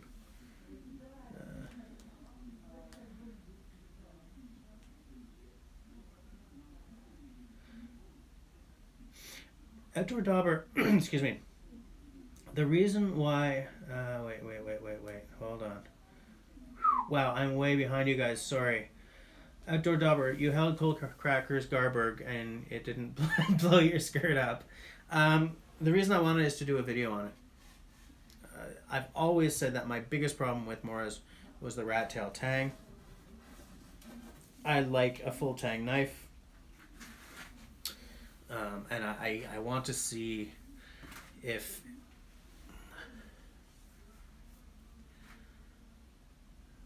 I want to see the package in person. I don't want the leather sheath. You know, they've got like a multi-carry sheath, which I think I would really like to mess around with. I find that the handle pattern was really ugly until I sort of did some reading and I see where it comes from. It's sort of like a traditional Scandinavian pattern that they're doing sort of an homage to. So okay, I get it.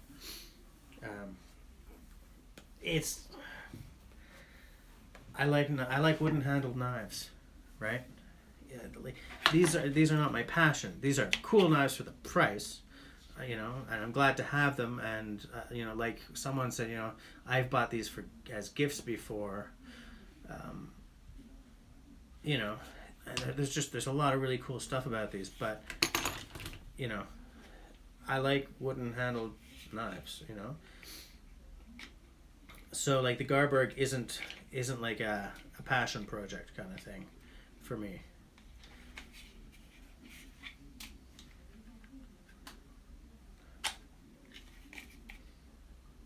Okay, that's how that works. But you know, I want to try it out. A knife in sort of the same idiom that I would way prefer, though, is the Falcon F1 with the Zytel sheath. They ain't pretty, but man, something about that knife really gets me where I live. Simon, oh, you got a Garberg at Christmas and a Cansball?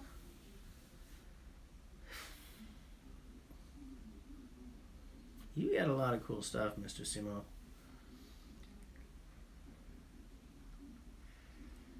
Of course, the Cansball is weightless compared to the Garberg. Of course. Oh, but it's the same profile? Oh, really? It doesn't look the same. Yeah, but I don't have a 1x30 belt sander. I've got a 4 by blah blah blah. 4x36. Which I guess technically would be good as well, but I'd like to get a knife maker's sand.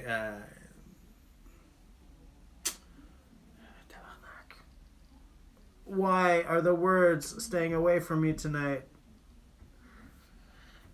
A belt sander. I'd like I'd like a knife maker's belt sander, and then I will make knives, because you know that's all it takes, right? But I would like one of those sanders, because I find that there's a lot of stuff that's not even necessarily knife related that I'm trying to sand, and it's funny because that 4x36 is a perfect size for so many things, but every now and again you're working on something that you just wish it was a lot smaller, you know.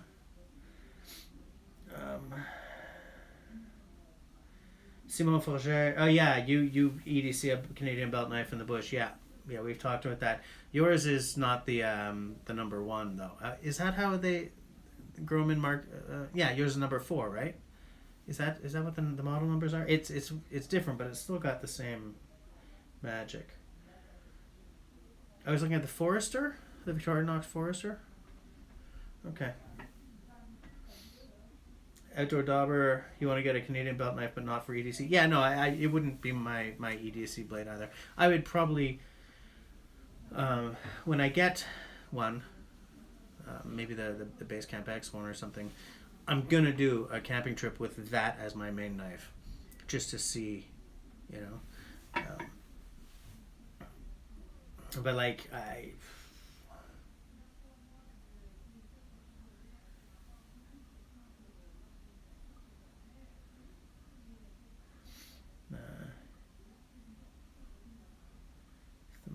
the motion when using the Deering mic. Yeah, it's funny because Mike Morton, the first knife of his that I ever really noticed was he had this white handled Deering. And I think now you've got is it a black handle? It's a darker handle, but that white one, man.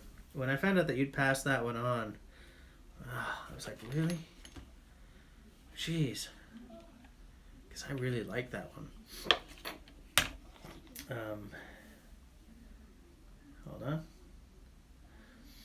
Outdoor baton, small limbs for kindling. Yeah, sometimes if I'm just doing like a little something for kindling, I'm like, I'll just grab the knife and, you know, baton. But like I don't do serious batoning with a knife unless I'm doing like a review video. Because when I'm doing a review video of a knife, breaking the knife is legit. I mean, I would still be like angry about it after the video is done, but like, because when you're doing a review, you kind of want to see where a knife gives up on you. I don't want to break stuff because I have a problem with disposable culture. To me, the magic of the Mora is not that if you break it, you can throw it away, because I hate that philosophy. The magic of the Mora, to me, is that you're getting a really good knife for the price. I'm not going to baton with this because I don't want to throw away a broken knife. But what can you not do with it otherwise? Provided you 90 degree the spine, you know? For like $20 or less? Come on. You know, even Condor, right? The El Salvadorian, even those are not this kind of money, right? Their wood lore clone is like 40 or 60 bucks or something, you know. These, you can't beat them for the price.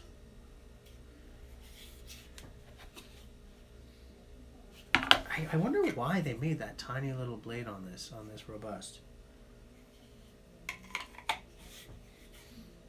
But I like it.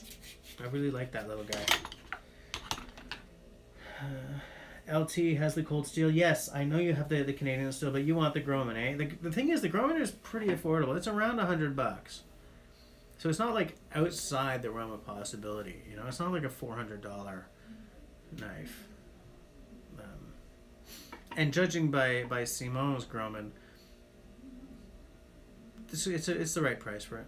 You know, they're not bad knives. They don't have sort of the fancy, like, they don't have the fit and finish of like an Adventure Sworn or anything, but for the price, it's not a bad purchase at all. And also, you can buy just a knife blank and handle it yourself. I think of the number 1. So that if that's more your speed, then all the power to you, you know.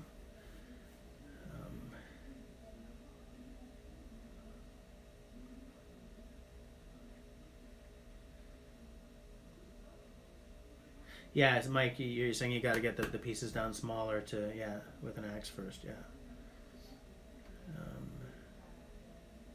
Outdoor Dauber, cold steel is what you were looking at. Then just buy it. They're $14 or something. Check out my review video. You'll see the price there.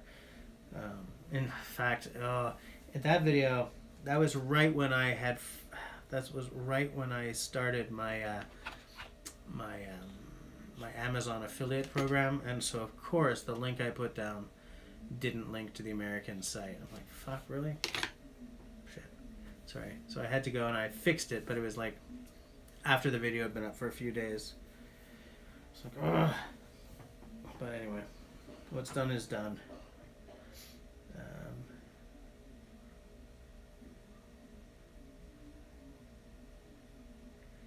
Eagle Knievar?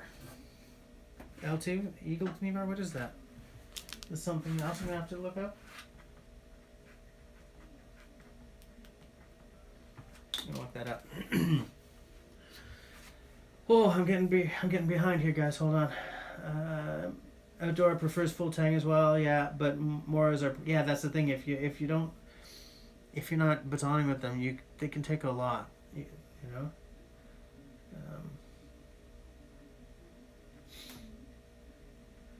Whoop. Simone says we can. It's not that hard to build a 2x72-inch belt sander. Not too hard for you, or not too hard for a guy who's never welded? Because that sounds pretty cool. Because 2x72 is probably the size I'm looking for, right? Is that the knife maker's size?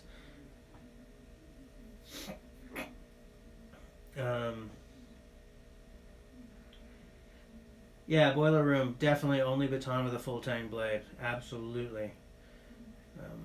But as Simone says, it's not that easy to break a Mora. You know, you go on the forums and they make it sound like these things are wilting flowers, but they're not. You got to work hard to break one of these. Yeah, outdoor, exactly. They're not, Moras are not cheap, they're inexpensive, you know?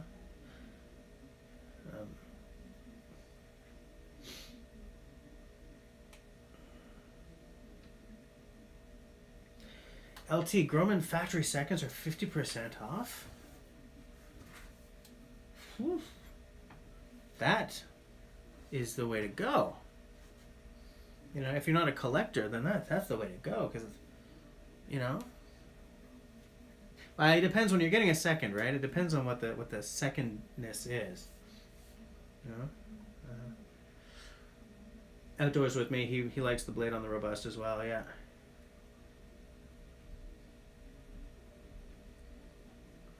Oh, okay.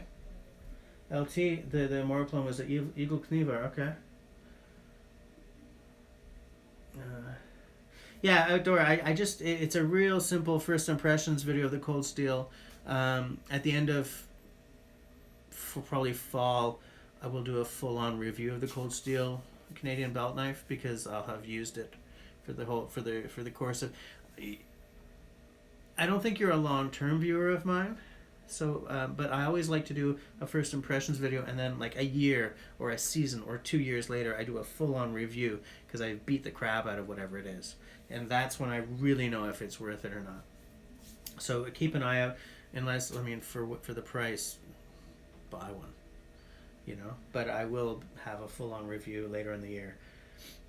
Have I caught up? Have I caught up? Yes. Oh, yeah, but as I was saying, you know, so Mike's on his, is it your second Deering now? I think Deering makes a really nice knife. I don't see the world the way he does. I liked his page on Facebook, and so now I hear his rumblings, and but you know, that's not a. I wouldn't not do business with someone because of something personal like that. I mean, within reason. The cold steel, it's not full tang. The cold steel Canadian belt knife is not full tang. I do not think. And I think the Groman is. Simon, you know this.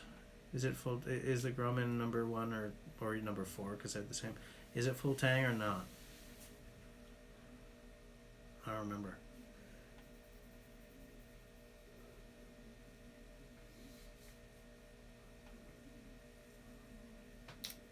Yeah, man, that White Boreal I really liked.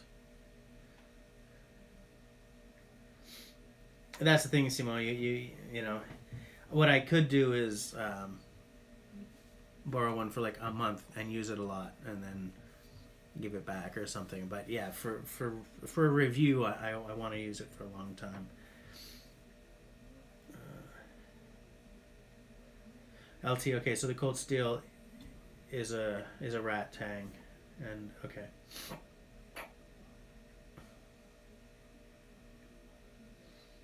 Oh yeah, that Wrangler Store video really changed my channel, man. I was like, okay, I'm gonna hit 500 subs one day. I'm gonna hit 500, and then I was at 2,000 within a day. What?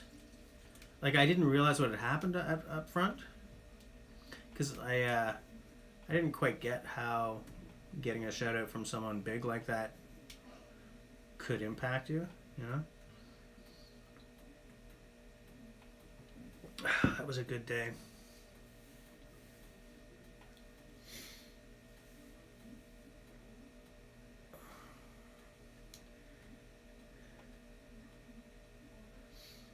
Yeah. I'm pretty sure Simone prefers the Groman. CDECA videos.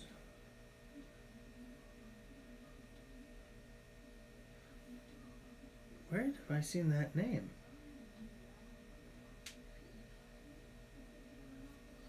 Where have I seen that name?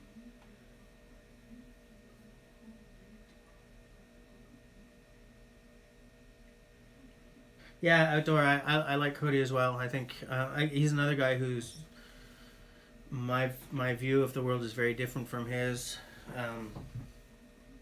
but he and his family, his whole family, just come off as such nice, sort of salt of the earth, not salt of the earth, down to earth people. You know, I'm one of these people who I don't have to. We don't have to agree politically. I mean, so long as you're not, you know, talking about killing the gays or anything like that. I mean, I have thresholds, you know, but you know, you could be more conservative or more left of me or whatever to a certain extent, and I don't care. We're all human beings, man. I'm so tired of people ragging on each other. We're not here to hurt each other, man. You're put on this earth, and you make what you can of it. You know, and what I have a history, man, of owning my inner asshole. You know, but I've really mellowed out on that. I really sort of, I think of some of the things I've done back as a younger guy, and I just cringe, man. I don't know why anyone who's known me for the past 20 years is still hanging with me. You know. Mike, okay, good night. Have a good night. Everyone say bye to Mike. He's going to bed. CDECA videos. Oh, you're from Brazil.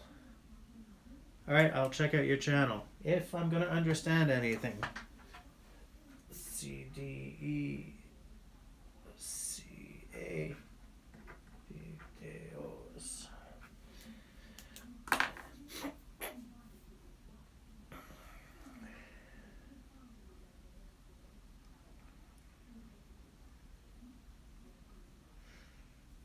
Exactly, Outdoor. Exactly. I was just thinking about that comment you made the other night. It's weird how people, like, oh, that guy's different, ergo, we must be enemies. Like, jeez. Really? Like, whatever happened to, oh, that guy's different, let's see what we can learn from each other. I feel that when I was growing up, and this might be because growing up, you know, in Canada, CBC was sort of molding the mind or anything. But I was always told that, you know, multiculturalism was where it's at. I mean, that's the, you know, one of the things that we'd always sort of been told is we're multicultural. We have the Canadian mosaic, whereas the Americans have the melting pot. Blah, blah, blah. We're obviously superior for all these blah, blah, blah, blah. But it's like nobody thinks that. Wait, well, that's bombast. There is a major move throughout North America to become bigoted assholes. And that's not an American thing. It's not necessarily a Canadian thing. I mean, look over in the UK. You know, there's something going on in the world right now. And it's easy to say, oh, it's because we're all becoming right-wing, or oh, it's because the lefties are... Whatever, who cares? That is not the point. People in large numbers are less decent than they used to be. And that really drives me crazy because I put a daughter in this world and I don't know what she's going to grow into. You know what I'm saying? I know that she's going to have...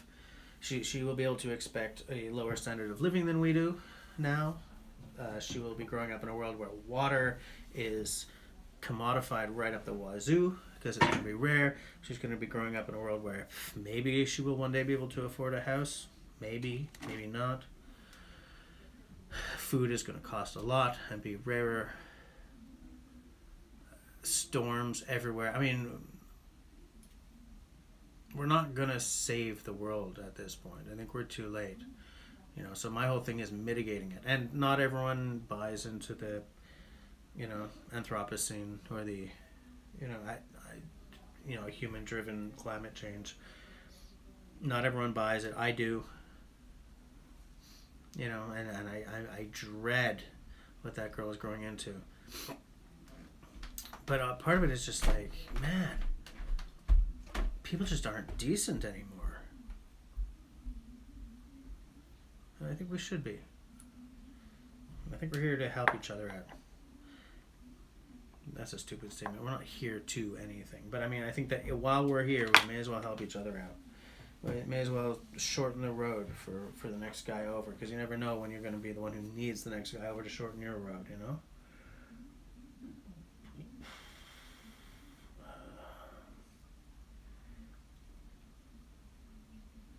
I'm going to take a look at Real Steel tonight.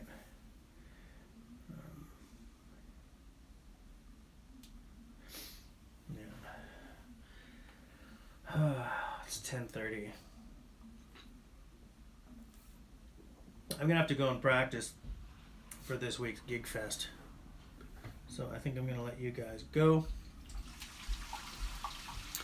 It's weird because on my phone, like, it tells me that all told there are 262 comments in the chat.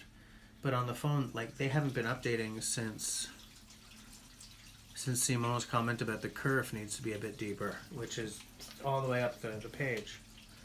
You know?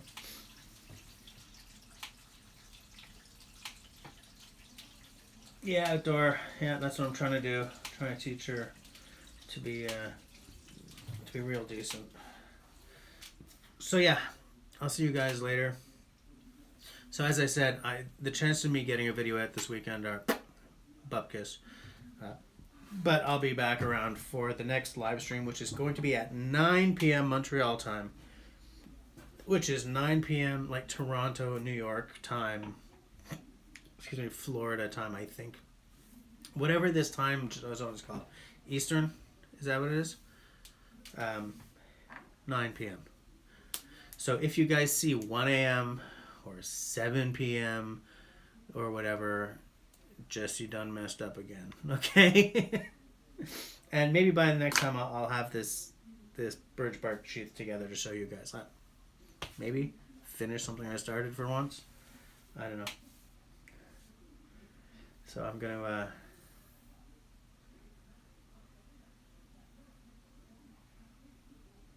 wow, $55. Outdoor. I'm gonna take a look at that as well. But anyways, okay. Good night, guys. I'll see you on the next one. If you like what I'm doing, comment down below, share, subscribe. If you're already subscribed, hit the little bell, leave me a smiley thumb. If you don't like it, leave me a frowny thumb. Okay, bye guys.